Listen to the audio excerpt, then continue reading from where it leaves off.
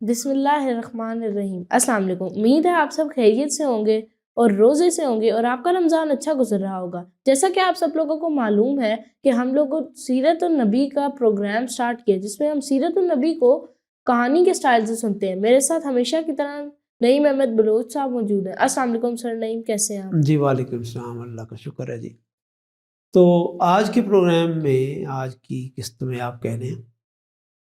میں آپ کو مزید بتاؤں گا کہ آپ نے اپنے کن دوستوں کو سب سے پہلے اسلام کی اسلام کی دعوت دی۔ دعوت دی۔ گھر والوں کو تو میں نے آپ کو بتا دیا تھا کہ جو بھی گھر میں موجود تھے وہ سارے آپ پر ایمان لے آئے، انہوں نے یہ تسلیم کیا کہ اللہ تعالیٰ نے آپ کو پیغمبر بنایا ہے، ہم آپ کو مانتے ہیں، اور وہی جو ہم انیشلی گواہی دیتے ہیں کہ اللہ ایک ہے اور محمد اس کے رسول ہے، لا الہ الا اللہ محمد رسول اللہ۔ تو اس کے بعد آپ نے اپنے دوستوں میں آپ کے بڑے قریبی دوست حضرت ابو بکر تھے۔ صدیق۔ ہاں، تو صدیق تو ان کا لقب بعد میں آیا نا، اچھا۔ تو میں آپ کو کہانی سناؤں گا کہ کیسے ان کو صدیق کا ہم۔ لقب ملا۔ ابو بکر تھے، پھر خالد بن سعید تھے، پھر سعد بن ابی وقاص تھے، پھر ابو عبیدہ بن جراح تھے، اور عثمان بن عفان بھی مسلمان ہو گئے، لیکن وہ حضرت ابو بکر صدیق نے ان سے ذکر کیا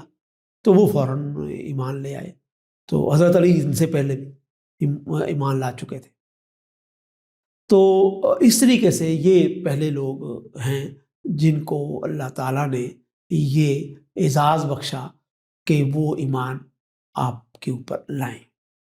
اچھا، یہ سارے آپ کے قریبی دوست ہیں، اور بڑی یہ ایک پتہ کی بات ہے کہ آپ کے جتنے بھی قریبی دوست تھے ان سب نے بغیر کسی کیل حجت کے، مطلب کہ بحث کے، یہ مانا کہ یقیناً آپ اگر کہہ رہے ہیں کہ اللہ تعالیٰ نے مجھے رسول بنایا ہے تو آپ سچ فرما رہے ہیں، آپ درست فرما رہے ہیں۔ اچھا، یہ سارے آپ کے نا، یہ سارے آپ سے عمر میں چھوٹے تھے۔ بس حضرت ابو بکر صدیق، آپ کی عمر 40 سال تھی، تو حضرت ابو بکر صدیق ان میں سے سب سے بڑے تھے، ان کی عمر 38 سال یا 38 سال۔ اچھا، ہم عمر ٹائپ تھے تھوڑا۔ ہاں، دوست جو تھے، تو یہ وہ لوگ تھے۔ اور اس کے بعد آپ نے ان کو بھی نماز کا طریقہ سکھایا، جو بنیادی باتیں اسلام کی وہ سکھائیں۔ یہ سلسلہ کچھ عرصہ ایسے ہی رہا، اور پھر آپ نے دوسرے جو اپنے رشتہ دار تھے ان کو بات بتانے کے لیے آپ نے ایک دعوت کا انتظام کیا، اور آپ کا خیال تھا کہ میں دعوت کروں گا تو لوگ آئیں گے، تو اس موقع پر میں یہ بات ان کو بتاؤں گا۔ تو آپ نے ارینج کیا، لوگ آئے، آپ کے چچا ابو لہب، ابو جہل، جو بعد میں ان کو کہا گیا، ان کا نام ویسے تھا عمر، تھا عمر بن حکم تھا، وہ آئے، آپ کے چچا بھی اس میں تھے، اور بھی قریبی لوگ جو تھے وہ آئے، اور آپ نے ان کو کہا کہ ظاہر ہے کہ آپ کی جو بہت انیشل بات ہے وہ اسی بات پر ہوتی تھی کہ آپ کہتے تھے کہ بتوں کی پوجا چھوڑ دو، ایک اللہ کی عبادت کرو، عبادت کرو آپ، لیکن ایک اللہ کی عبادت، اور مجھے اللہ تعالیٰ نے اپنا رسول بنایا ہے، اور آپ کو یہ گواہی دینی پڑے گی کہ آپ یہ بات جو مان رہے ہیں یہ کس وجہ سے مان رہے ہیں، کہ یہ میں کہہ رہا ہوں۔ اچھا، ایک اور واقعہ میں نے سنا ہوا ہے کہ وہ حضرت محمد صلی اللہ علیہ وسلم قریش کے لوگوں کو کھڑے ہوئے تھے، انہوں نے کہا تھا اگر میں آپ کو کہوں، کسی پہاڑی تھی یا پتہ نہیں کون سی جگہ تھی، اور کہا تھا اگر میں آپ سب کو کہوں کہ ادھر سامنے سے کوئی لشکر آ رہا ہو، یہ نبوت کے بعد کی بات ہے۔ ہاں، یہ آئے گا واقعہ، جی، یہ دوسرا سٹیپ ہے۔ ابھی آپ کن کو دعوت دے رہے ہیں؟ اپنے پہلے، اور آپ نے سب سے پہلے اپنے گھر والوں کو دی، اس کے بعد اپنے قریبی دوستوں کو دی، اب آپ نے اپنے خاندان کے قریبی جو رشتہ دار تھے ان کو دعوت دی۔ یہ تیسرا مرحلہ آپ کہہ لیں، تیسرا سٹیپ آپ کہہ لیں، مرحلہ نہ کہیں، یہ تیسری دعوت ہے۔ تو آپ نے ابھی اپنی بات پوری کی نہیں تھی، صرف یہی انہوں نے بتایا تھا کہ آپ نے بتوں کی پوجا نہیں کرنی، اور کہ ابو لہب جو آپ کا چچا تھا وہ کھڑا ہو، اور اس نے بڑا جیسے بڑے کسی چھوٹے کی بات کو بڑی سختی سے روک دیتے ہیں، ایسے اس نے روک دی اور خاصی تلخی سے کہا، میں نے کہا ذرا آپ کہہ لیں بدتمیزی سے کہا کہ بھتیجے یہ تم کیا کہہ رہے ہو، تم نے اپنا کھانا اپنا اتنا مزیدار کھانا کھلایا، اس کی وجہ سے اب تم یہ کیا بات کر دی، تمہیں پتہ ہے یہ جو تم کہہ رہے ہو کہ بتوں کی پوجا نہ کرو، اس کا اثر کیا ہوگا؟ اس کا اثر یہ ہوگا کہ عرب کے سارے لوگ تو بتوں کی پوجا کرنے ہی مکعبے آتے ہیں، تو وہ نہیں آئیں گے، وہ نہیں آئیں گے تو ہمیں چندہ کون دے گا، ہمارا یہ کام کیسے چلے گا، سارے لوگ ہمارے خلاف ہو جائیں گے۔ تو وہ اور تم جو ہے وہ سارے عربوں کو ہمارا دشمن بنانا چاہتے ہو، یعنی کہ اس نے دلیل نہیں دی، اس نے اپنے فائدے کے کم یا ختم ہونے کی بات کی اور اس وجہ سے آپ کو ڈانٹ دیا کہ آپ مت کرو۔ ایک طریقے سے پالیٹکس کی مطلب آپ کہہ سکتے ہیں کہ یہ ایک پولیٹیکل ڈیسیجن اس نے لیا کہ آپ یہ نہ کریں، دلیل کی بات نہیں کی، اس نے اس کا انکار نہیں کیا کہ ہاں اب ابراہیم نے تو آپ نے جو بات بتائی تھی وہ ابراہیم بالکل اسماعیل سچ ہے اور نے، یہ آپ نے بات نہیں کی، صرف یہ ہے کہ جی ہمارا کاروبار بند ہو جائے گا، ہمارا لوگ ہم سے ناراض ہو جائیں گے، تو اس طریقے سے بدمزگی سے یہ ختم۔ اچھا، پھر آپ کو اندازہ ہوا کہ بھائی یہ بات میں پوری ان کو بتا نہیں سکا، تو آپ نے کچھ دن کے وقفے کے بعد دوبارہ یہ بات سب کو پھر دعوت دی۔ اچھا، اس دن آپ نے اپنی بات مکمل جیسی ہی کی، حضرت ابو طالب اٹھ گئے، ان کو اندازہ، یقیناً ان کو اندازہ ہوگا کہ ابو لہب آئے پھر نہ کوئی اس طرح کا مسئلہ پیدا کر دے، وہ کھڑے ہو گئے اور انہوں نے پہلا جملہ کہا، کیا کہا؟ انہوں نے کہا بھتیجے آپ نے بہت اچھی بات کی، میں آپ کے ساتھ ہوں، لیکن تمہیں یہ تو پتہ ہی ہے کہ جیسے ہی ہم یہ بات کہیں گے لوگ ہمارے مخالف ہو جائیں گے، اس لیے ذرا رک کر ہمیں غور کرنا چاہیے تمہیں، اور میں بھی ابھی یہ نہیں کہہ سکتا کہ میں تمہارے جو تم بات کر رہے ہو اس کو مانتا ہوں، میں تمہارے ساتھ ہوں، یہ جملہ انہوں نے 2 دفعہ کہا کہ میں تمہارے ساتھ ہوں، لیکن میں ویسے تم پر ایمان نہیں لا رہا جیسے کہ تم کہہ رہے ہو، ساتھ ہوں۔ اور پھر لوگوں کو بتایا، اور خاص طور پر ابو لہب اور اس طرح کے لوگوں کو، کہ میں اپنے بھتیجے کے ساتھ ہوں، اس کی مخالفت آپ نے نہیں کرنی۔ اچھا، یہ کیوں کہا؟ اس زمانے میں کوئی پولیس وغیرہ تو ہوتی نہیں تھی، تو خاندان کا یا لوگوں کا جو حفاظت ہوتی تھی، خاندان یا لوگوں کی جو حفاظت ہوتی تھی، اس کا خاندان کرتا تھا، اس کا قبیلہ کرتا تھا۔ اگر قبیلہ کسی بندے کو کہہ دے کہ یہ بندہ ہمارے مخالف ہے، ہم اس کی حمایت نہیں کرتے، تو اس کو لوگ لوٹ لیتے تھے، اس کو لوگ وہاں سے نکال دیتے تھے۔ تو اس زمانے میں عرب میں کسی بندے کی پروٹیکشن کا، حفاظت کا سب سے یہی تھا کہ فیملی اس کے ساتھ رہے، خاندان اس کے ساتھ رہے، قبیلہ اس کے ساتھ رہے۔ تو حضرت ابو طالب نے سب پر واضح کر دیا کہ ٹھیک ہے میں ان پر ایمان تو نہیں لا رہا، لیکن میں ان کے مشن میں ان کے ساتھ ہوں۔ اچھا، یہ بھی بڑی عجیب سٹیٹمنٹ ہے کہ آپ ساتھ ہیں لیکن ایمان نہیں لا رہے۔ اس سے لگتا ہے کہ وہ اندر سے مان تو گئے تھے، پر وہ مجبور تھے، انہوں نے سوچا کہ اگر میں بھی ساتھ مل گیا تو پھر مخالفت کہیں بہت زیادہ بڑھ نہ جائے، تو ان کے ساتھ ان کو بھی پتا رہے گا اچھا ابھی ایمان نہیں لا رہے، اور میرے بھتیجے کو بھی پتا چلے، لوگوں کو بھی پتا چلے کہ ہیں یہ ساتھ۔ دونوں کے ساتھ انہوں نے ایک، آپ کہہ لیں کہ حکمت عملی، یہ اسٹریٹجی یہ بنائی کہ اس طریقے سے رہے۔ اس لیے میں ان لوگوں کی بات کو درست سمجھتا ہوں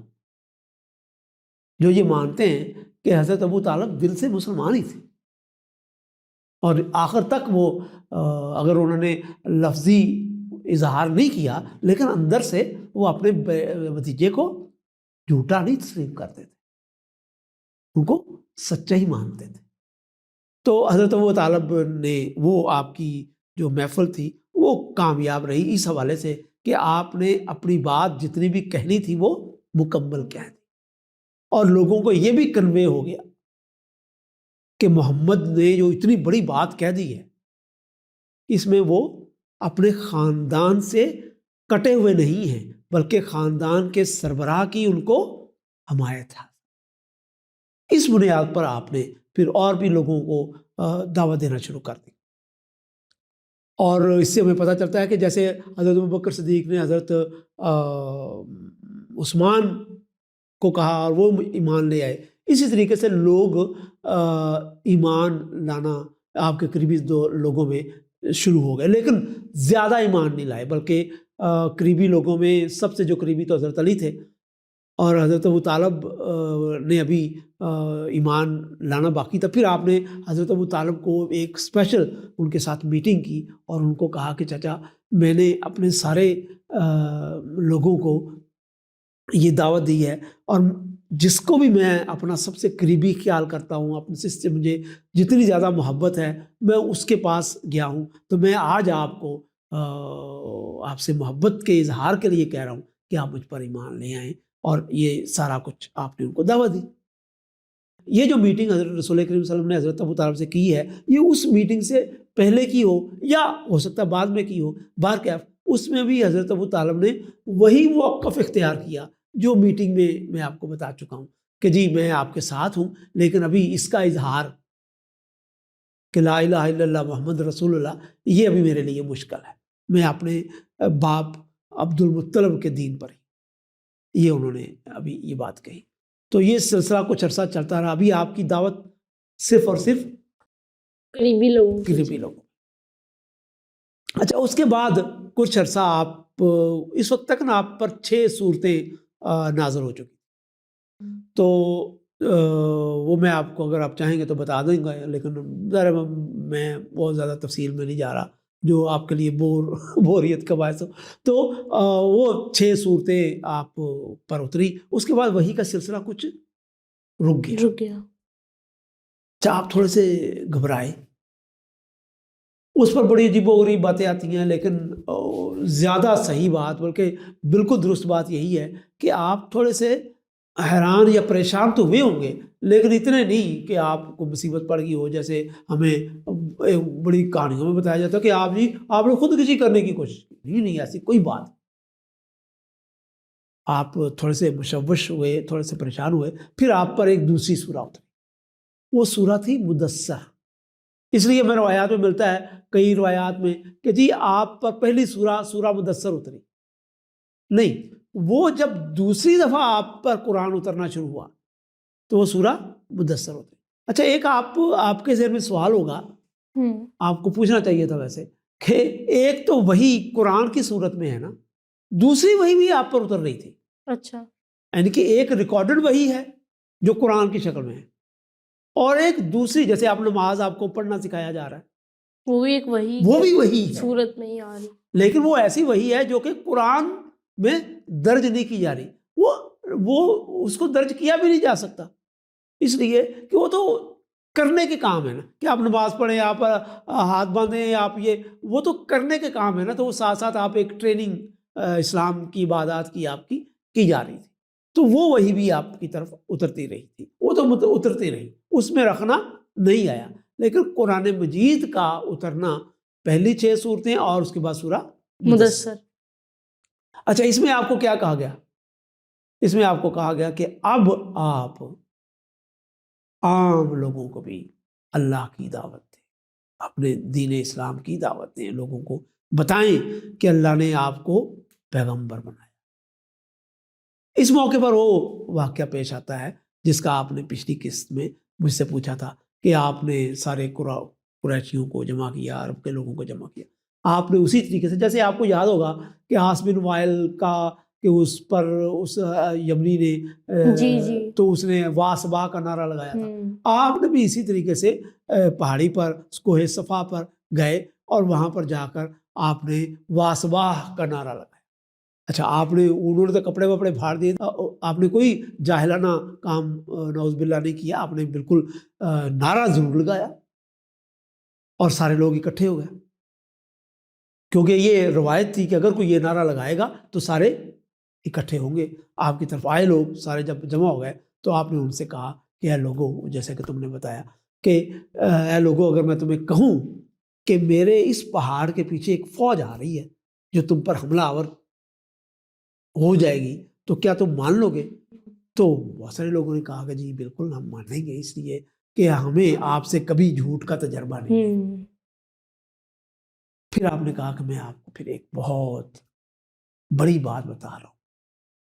کہ اللہ تعالیٰ نے یہ دنیا ہمارے لیے آزمائش کے لیے پیدا کی ہے. جو قرآن، جو اسلام کی بنیادی دعوت تھی وہ آپ نے بتائی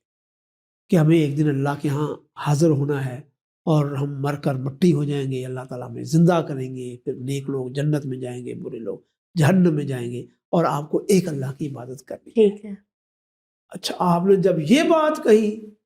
تو لوگوں کو تو چہرے بگڑ گئے، ہوں عجیب و غریب بات کرنے لگے. ابو لہب پھر وہاں پر کھڑا ہو کر وہی بات کرنے لگا، یہ تم نے پھر بات کر دی. اب اس کو مصیبت پڑ گئی اور اس کا بولنا بھی بنتا تھا کہ اس نے وہاں پر نوٹ کرایا کہ میں اپنے بھتیجے کے ساتھ نہیں ہوں. ہوں اور اس سے اور لوگوں کی بھی ہمت آئی، سب نے کہا کہ یہ کوئی بات تھی بتانے کی، واسبا کا نعرہ تم نے لگایا، ہم تو سمجھتے تھے کوئی بہت ہم پر آفت آ رہی ہے، تو یہ تم نے کیا بات کہہ دی، اور وہ بھی غلط بات. تو وہ لوگوں نے بہت آپ کی باتیں کی. تو اس موقع پر کوئی بھی آپ کی طرف اچھا سنجیدگی سے نہیں برابر نہیں ہوا. اور یہ آپ کو پہلی دفعہ یقیناً یاد آیا ہوگا ورقہ بن نوفل کی بات کہ آپ کہ کہ لوگ آپ کی لوگ آپ کی مخالفت کریں. مخالفت کریں. پھر کیا ہوا، اس کے لیے آپ کو اگلی قسط کا تو جیسا کہ آپ سب لوگوں نے سن لیا ہوگا کہ آج کی ایپیسوڈ اتنی ہی ہے. تب تک کے لیے خدا حافظ.